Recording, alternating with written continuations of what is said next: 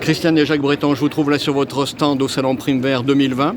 Alors, qui est-ce qui nous parle de l'exploitation qui se trouve à Beaumont, ici en Vallée du Rhône, là, près de Tain-l'Hermitage? Voilà, donc dans les côtes du Rhône Nord, exploitation de 5 hectares de vignes, appellation Crozes-Hermitage, vinification en cave particulière depuis 2005.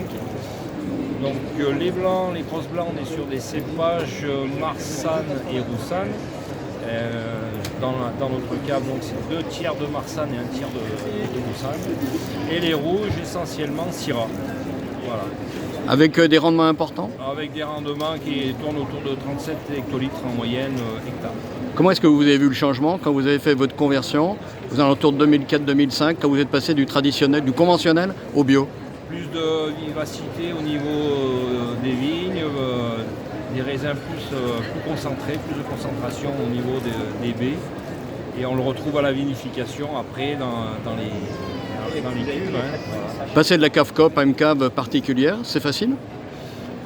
Non, c'est un virage à 180 degrés, donc il faut pratiquement tout oublier, ce qu'on nous a appris précédemment. Et puis là, on repart sur de nouvelles bases, quoi.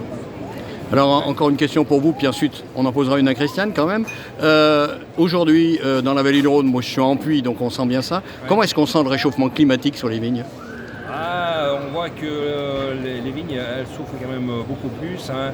Il peut y avoir des arrêts de pousses en saison, au mois de juillet-août, des blocages au niveau du vignoble.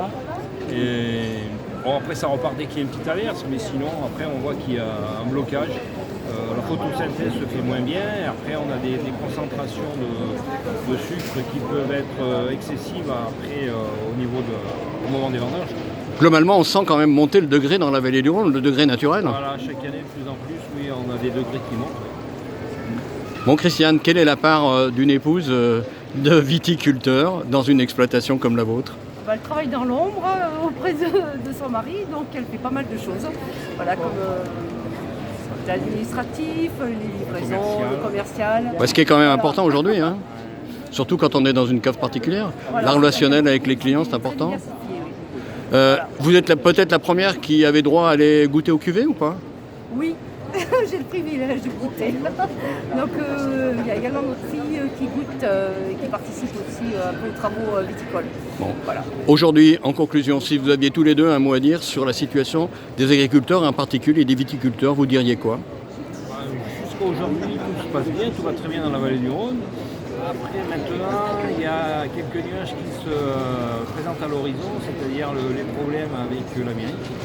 Et puis le coronavirus avec les Chinois tous les mecs qui ne seront pas exportés dans ces pays-là, ils risquent de se retrouver sur le marché français.